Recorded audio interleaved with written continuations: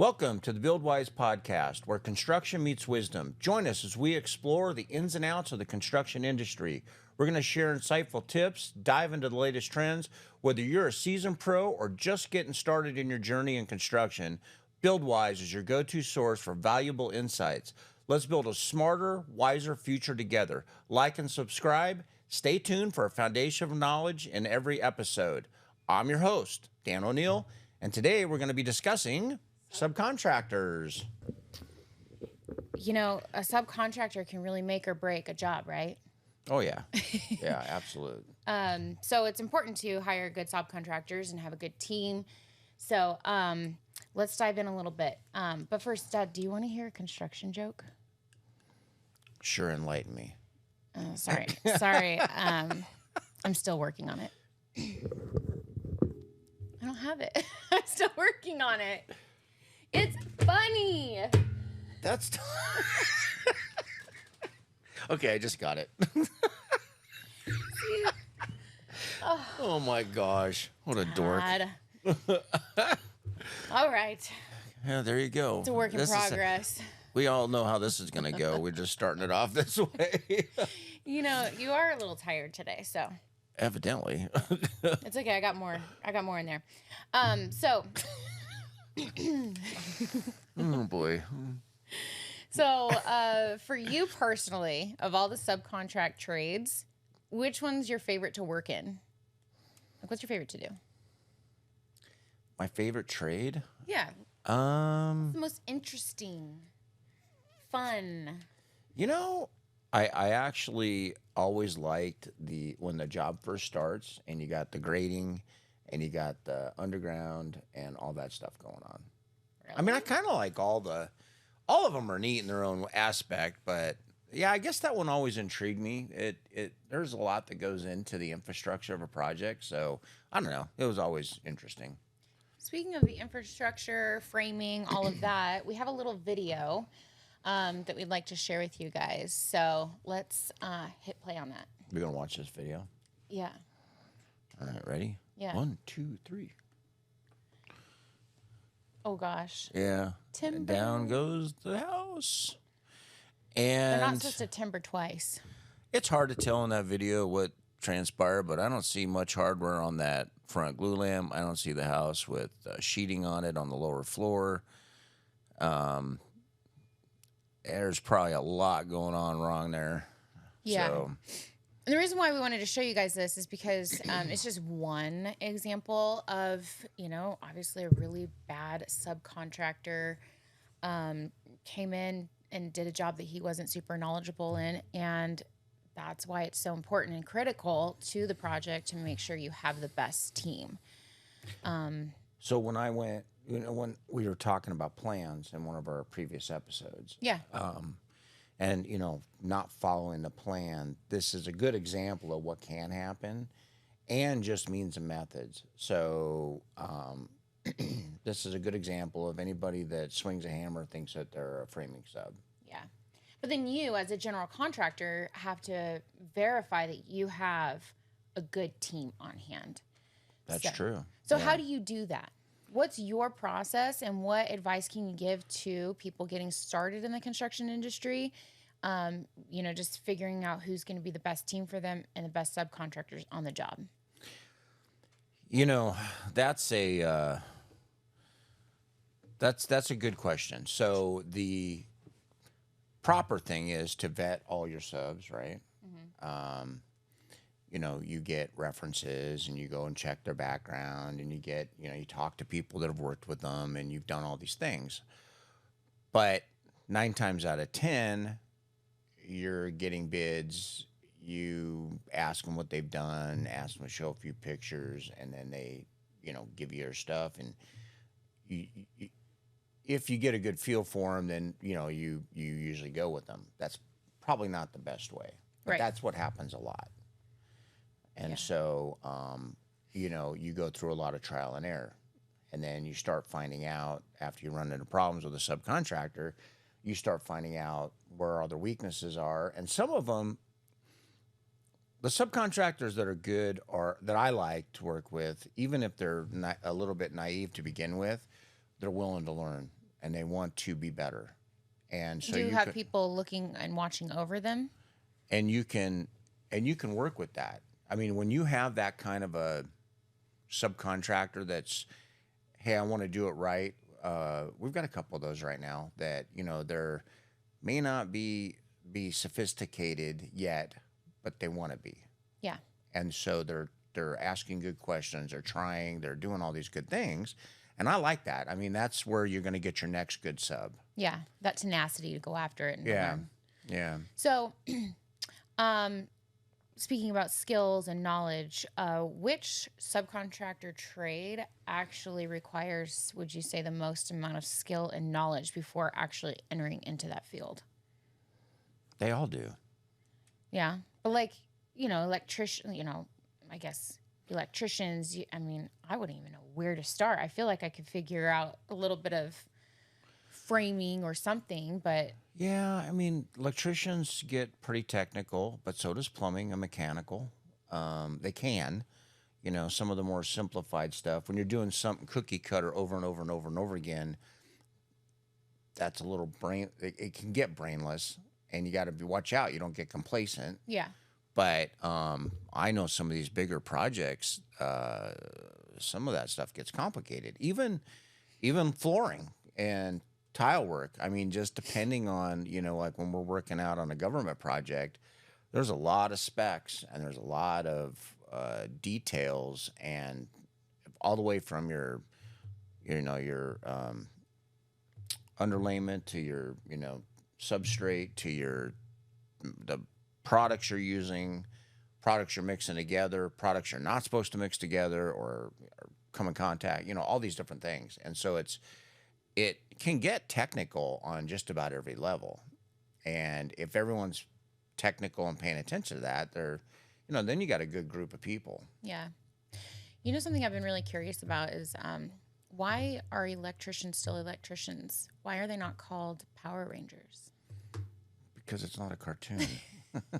It'd be so much better. You got all kinds of corny ones today, huh?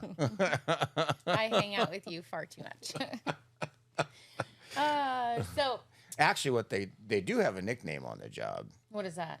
Sparky. Oh, jeez. So if you That don't, was worse. if you don't know their name, it's Sparky. It's worse. There's so many bad jokes that could be said, so we'll just keep this PG. Okay, so then as far as contracts go, I know it's really important to have contracts on the job. Do you require all of your subcontractors to have a contract? And would you recommend that anybody starting a job, a construction company, would have their subcontractors sign a contract before entering a job site? Oh, absolutely. Yeah. In fact, early on, we did a few handshake deals, and they came back to bite me. And that's when I said never again. Yeah. And then we had a subcontract agreement. And then we came up with a master subcontract agreement, so called the MSA. And so now basically, once they sign that, unless we change it, they don't have to sign that again. And then the purchase order is tied to the master sub agreement. And so now it's just a matter of writing purchase order, scope of work, that kind of stuff, and all the boilerplate language is in the subcontract agreement. Now, that only works if they read it and respect it. So how do you get them to read it and respect it? I don't know. Sometimes I feel like you just got to rub their nose in it, but they don't. It's amazing to me how many people sign that contract, blow it off at the minute they get into a pickle, and don't follow it or use it as a guide, because it's really helpful. Yeah. And if you're abiding by it, then you've actually got a better leg to stand on if you have an issue. Yeah. And there's usually remedies in there to handle most situations. And instead they just, they don't. I'd say, a third of them maybe care about it. And we're actually we're getting on that warpath, if you would. The people that we find aren't paying attention to the subcontract and that blow it off, we won't use them ever again. Yeah. Well, I mean, that's important. And I mean, if I'm given a contract, and I'm putting my signature on a piece of paper, I would want to read it, and I'm going to sit there and know what is expected of me and, and the ins and the outs of it. So, and we'll have an episode regarding contracts, ones that we use and ones that, we find that are beneficial, especially just for liability purposes for the general contractor. It's so important. Yeah, some of the best subcontracts that I get back are the ones that are marked up, which does kind of goes against a lot of companies' thinking, but it just shows me that they've read it, Yeah. that they're trying to understand it, that they are being thoughtful and thought-provocative, thought-provoking. That's all, folks. But thought-provoking. Yeah. And they're really trying to. So when I see that, I know they've read it. Yeah. And that's like, I'm like, so I used to, when I get those, I'd be like, hey, how dare you mark up my contract? But it actually shows somebody's taking time to pay attention to it. Yeah. And then there's different types of contracts. There's AIA. That was my next question is what kind of contracts are there? So AIA, what's that one? I think it's what does it stand for? American Institute of Architects, something like that. Association Architects or something like that. But the AIA contracts are, they've been pretty well proven, and they seem to ride a very, they don't lean heavily towards the contractor or towards the Client. Mm-hmm. So they're very fair. And so, and they usually have one for every situation. They do take a subscription and all that stuff, but, and some of the bigger projects require it. So. Okay. So as far as, I totally just blanked. This is where I'll cut it out. I'm so glad. Are you trying to think of another joke? No. I had a question. That's just like, I had a question based off of something you said, and then I blanked for a second. Let me see here. Let me get my thoughts back on. That doesn't help. At least I can cut all this out. Oh boy. Okay. All right. Okay. So how do you ensure that subcontractors have all the appropriate licensing and, insurance and certifications before entering into a job? So we take, when they sign the MSA, a lot of that stuff it's in there that they have to send to us. Mm-hmm. And then usually, and I don't ever take a certificate of insurance straight from the subcontractor. You have the insurance agency email it to you. Okay. And then that way you kind of ensure that it's not being fudged over or whatever. Yeah. And then we touched on this in one of the previous episodes too. I think that the insurance, depending on your project, depending on the requirements of the projects, you'll have additional endorsements, and sometimes they'll have specific verbiage that they want in there. And then you got to get that, and that should be in your purchase order for that. Let's just say it's a special project and they have special requirements. Mm-hmm.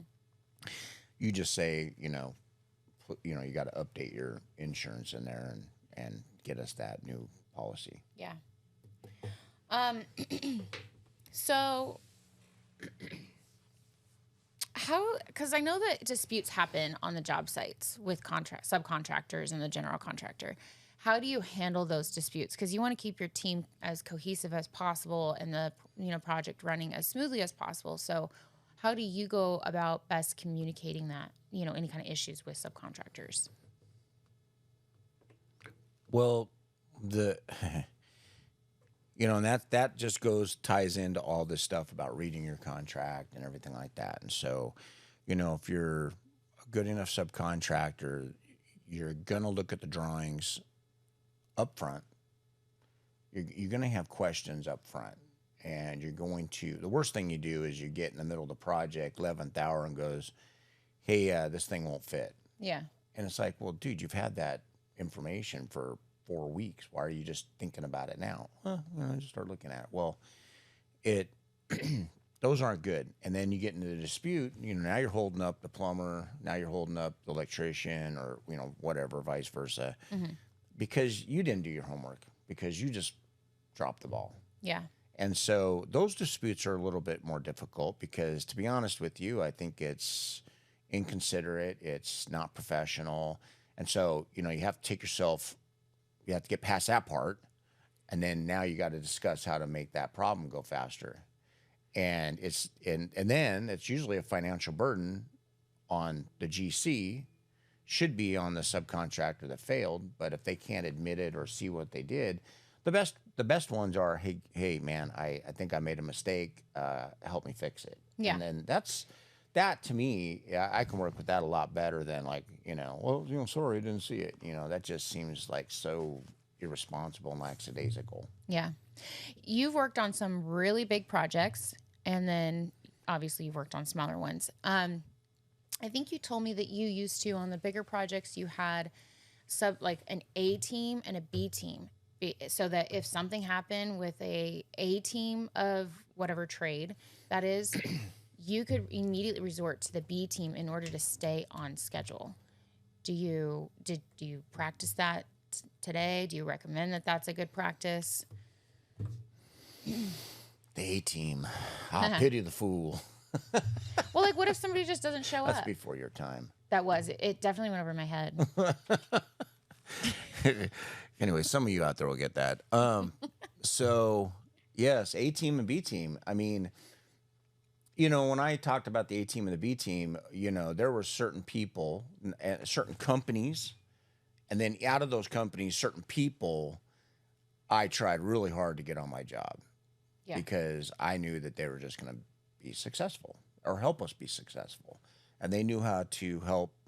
They knew how to comply with the rules and regs, and they knew the job site situation. They knew the systems. They knew everything that went along with that. And the process to handle problems and issues worked great together. Mm-hmm. We'd have a Tuesday morning meeting, 10 o'clock, with all the foremans, and pretty much I'd start the meeting off, and then we discussed the schedule, and then it would just go around the table, and the excavator saying, well, I'm stuck over here because the plumber's doing that. And I'm like, all right, well, plumber, how can you get out of the way of that guy? And, I'll be out of the way this morning. And then, so on and so on. By the end of the meeting, all the problems were worked out. Everyone was happy. They're all shaking hands, having a cup of coffee and a donut or whatever, and out they go. Mm-hmm. And then those guys are what makes a project, hum. Yeah. The guys that come in, bitching and moaning and complaining and, that guy's in my way, I'm going to go home. Those guys, you don't want on your job. Have you found that difference? I didn't answer your question. That was the A team. Oh, okay. I'm sorry. But the B team. But wait, there's more. But the B team. They, they're the backup. They're the guys that might be the same company. Mm-hmm. But they're the guys that, when you got to call in for reinforcements, like let's just say we've got, and I think B team's not a good name for them, but I did call them that. But what? But it's your backup crew, your backup. And if you are having a problem with a sub, even your A team subs sometimes have, their own issues, overwhelmed on another project, had another problem come up. Yeah. And then they prioritize, and sometimes you get prioritized out. So you got to get that priority back. But you also got to have a backup plan, which would be B for backup plan. Yeah. Maybe that's a better term. But then you got other resources that you jump on and go to, or subs, or equipment, or whatever. Yeah. Okay. Well, sorry for interrupting. No, it's all right. I'm sure you'll edit it out. No, I'll leave it in there. I live on the dangerous side. So have you ever had a subcontractor just not show up and basically say, nah, screw you? I've been doing this 42 years. I've never had that happen. No, I'm kidding. It happens all the time. That's terrible. That's terrible. It didn't happen as much in California. Okay. Happens a lot here. Why do you think that is? Do you think that the mindset is different in each state? Because you've worked in several states. So do you think the subcontractor mindset is different in each state? Well, I've worked with some really good subcontractors here, but they've been on kind of the more government projects, high-profile projects.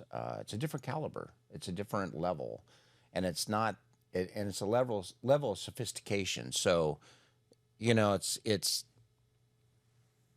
not the cowboy mentality like, yeah, well, I'm mad at you, so I'm ignoring you or ghosting you, and I'm going to go do this other job, which is on the smaller jobs. That's kind of the subcontractor one that fits the budget.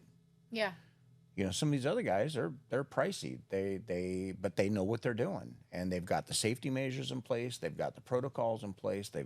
They know what they're doing. Yeah. And if they don't know, they know how to ask, and they are usually very cooperative, very helpful, insightful, think ahead, plan, are pretty on top of it. But it is, and it's not just a different caliber of subcontractor. It's a different caliber of project too.